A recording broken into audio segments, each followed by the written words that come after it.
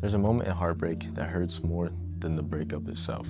It's not the argument, it's not the last text, it's not even the day you say goodbye. It's the moment when you realize they're not coming back. Today, kind of going over just heartbreak, okay? Just for all my people out there that are going through it. I know it's the winter season and that tends to strike the most when it's winter, you know what I mean? So what's crazy is that no one ever tends to, warn you about this part of love, the breakup, right?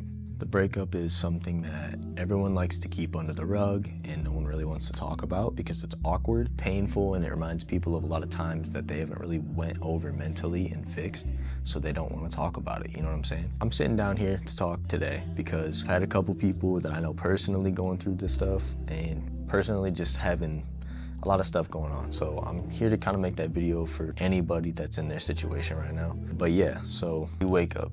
You don't even check your phone first thing in the morning. You go hours without wondering what they're doing, and you even see their name somewhere, and it doesn't even get your heart beating the way it used to. And then that's kind of when it hits you, They're not coming back, right? The biggest problem that I personally ever dealt with in breakups my whole life has been the whole part of they're not coming back and just having the hope that they do, you know what I'm saying? So just having that hope that they're gonna come back and everything's gonna be okay. I'm not gonna sit here and say it's fairy tale because it can be achieved and it can happen, but it is very rare that people ever have someone come back. I'm not saying it's impossible, people go back, but I mean back for good, back for the long run. And if you find someone that can do that for you, that's awesome. And I'm happy for you. This realization doesn't necessarily feel dramatic, you know what I mean? It's not a very dramatic feeling, it's just empty. You feel very empty, you feel like you are in a hole or in a pit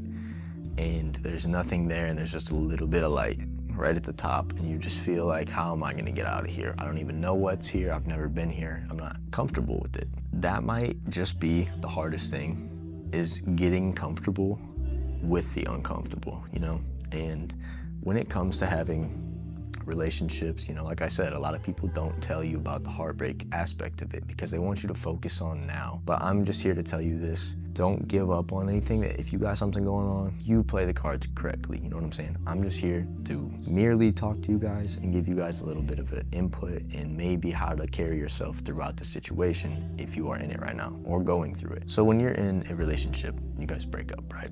You break up, you've essentially molded both of your hearts into one, right? That's what it feels like. That's the best way I can describe it.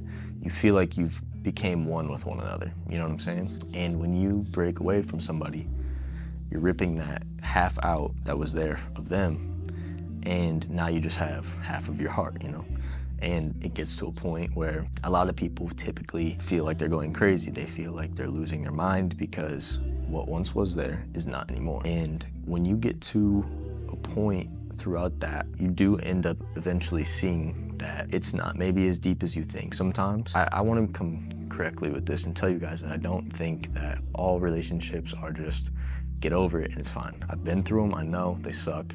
No one enjoys them, they're never fun, they never have been, they never will be. But when you go through a breakup or any sort of heartbreak in general, right? Whether someone dies, whether you lose your partner or you lose maybe a close friend or anything like that, it just sits in you and eats at you. And sometimes all you feel like you want to do is just go let it out, you know what I'm saying? And I always recommend that. I always recommend if you got something to get out, it's trying to get out for a reason and you should let it out. So especially to all my guys out there, if y'all got shit going on, be respectful, be responsible, but let that anger out that you need to do in a safe manner. Be able to let it out and then spend the time after thinking about why it happened and why this went wrong or how can I learn from it and better myself going forward. So the breakup hurts because something has ended, right? It is a time in your life where you see when something ends at a brute force stop, how that can dramatically change your life. But this moment hurts because something dies. Like I was saying, that heart can be back together, right? You just have to go do it yourself.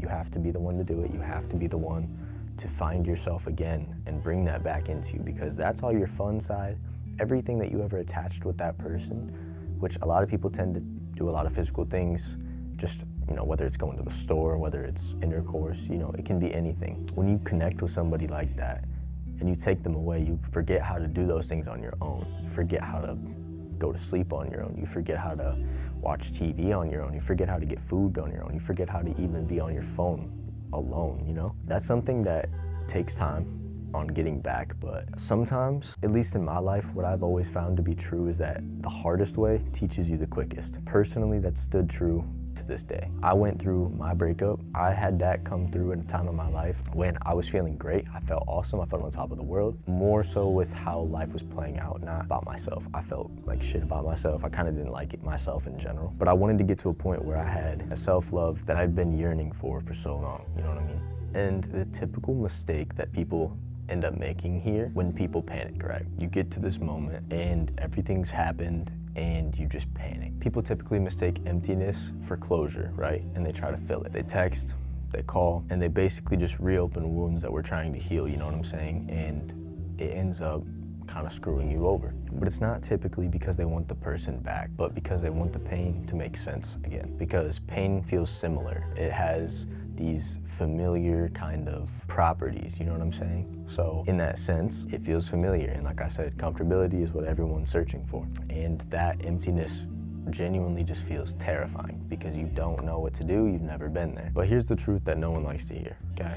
Just because that they're not coming back does not mean that you weren't good enough, okay?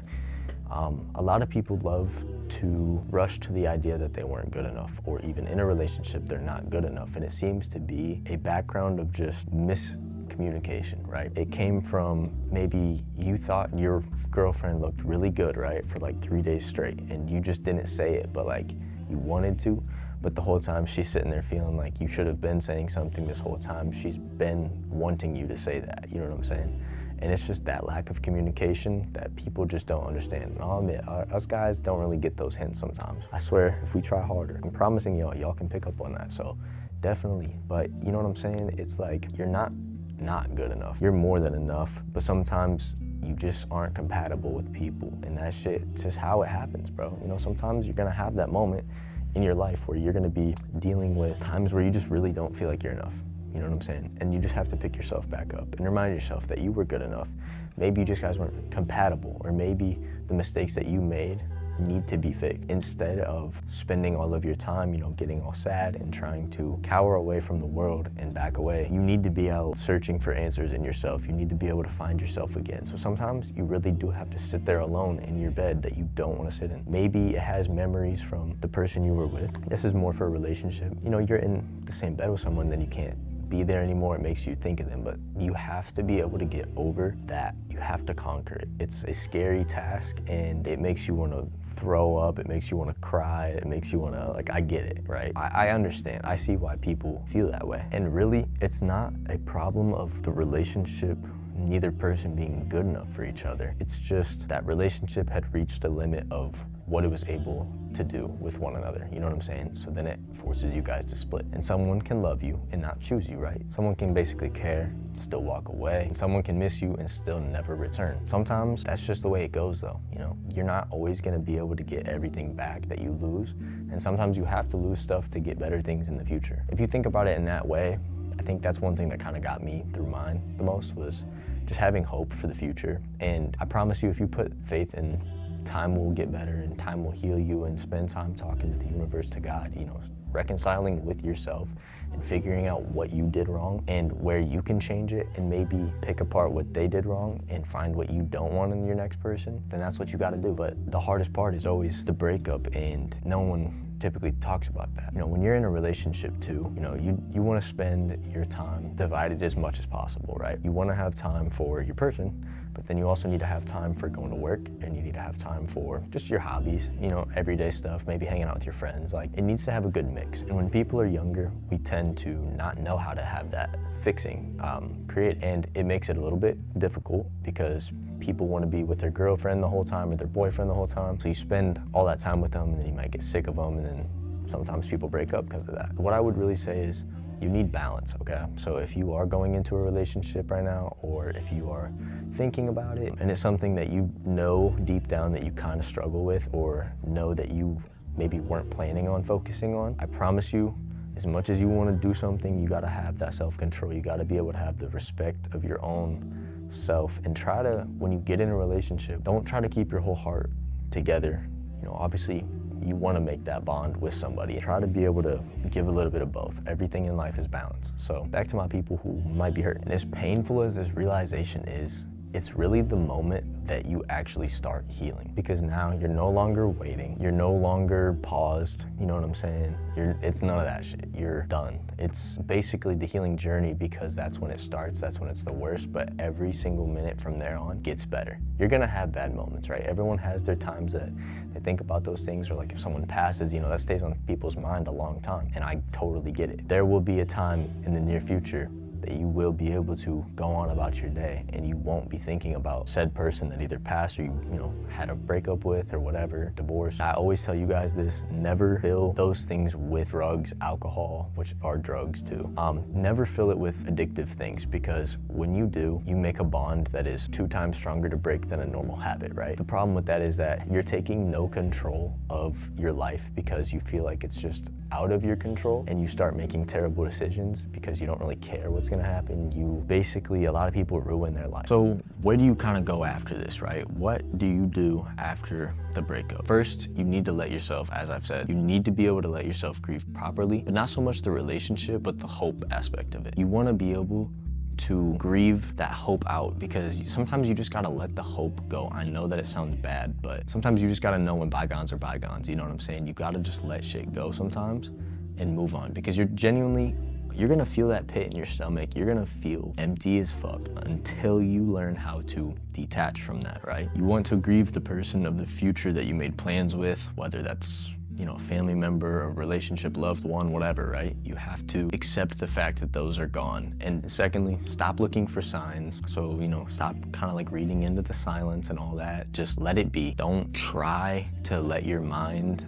fool you into thinking that there is some odd chance because of a little thing. You know what I'm saying? Because the second you get your hopes up is the second that you go back. It's relapsing. It's going back to that feeling of want. You don't want to have that, because obviously that's not good, and you're kind of running in circles, essentially. Clarity hurts, but confusion is gonna hurt a lot longer. So please just, you know what I'm saying, take that to heart when I say that, okay? You do want to just have the clarity, because as much as it hurts, it is the most bittersweet moment throughout your whole journey of going through that. That'll be the first, like, you know what I'm saying? Big exhale. You feel relieved, you feel free almost, right? Third of all, and I think most importantly of all, you gotta stop giving the same energy that you were back before, you know what I'm saying? Kinda gotta redirect that in a sense. You wanna redirect that energy back to you, basically. So not in a glow up way, not in a revenge way, none of that. Like the kind where you slowly rebuild trust with yourself, right? You wanna be able to have that trust in you, and you wanna be able to sit there and not let it eat you away when you think about it, you know, a couple months down the line, right? But at the same time, you can't have that energy of get back or, you know, like revenge. You don't want that. You don't want to have that animosity. You don't want to have any of that, because it's just as dangerous, because at the end of the day, you're changing that energy that went from a lot of love and you're turning it to a lot of hate, and that's really just worsening the situation. It's never going to fix the situation. It's never going to make them wish that they came back to you. It'll quite literally do the opposite. I know from trial and error, so I know what I'm talking about, trust me. But I promise you, there's going to be a day that you don't think about them in the same manner. You can think about them and not get mad. You can think about them and not get sad. You can think about them and not feel any type of negative way. And you can sit back on it and be like, they were a good person. They taught me well, like just stuff that I need to learn, stuff that I need to keep away from. It teaches you a lot. And you know, when that day comes, you'll just realize something important, and that's this. Them not coming back didn't ruin your life. It merely just redirected it. And the version of you that survives this moment becomes way stronger mentally and physically. It becomes clearer. It becomes just you. Most importantly, more honest about what you deserve. And finally, sometimes the hardest goodbyes are the ones that you never get to actually say. But letting go is still a goodbye. So I love you guys. Big love. You know what I'm saying? Connect yourself again. Be one with yourself. Figure out how to enjoy yourself without those people again. And just know that life is going to be a lot better for you down the line, and there's not really anything you need to worry about. I'm glad I got to make this video, because I know that a lot of people that I know personally have been needing maybe a little bit of advice for this, so I'm hoping to be able to push that out to them all in one big bunch, and also give that to a lot of other people. I try to make it as universal as possible. So Yeah, but anyways, love you guys. Peace out.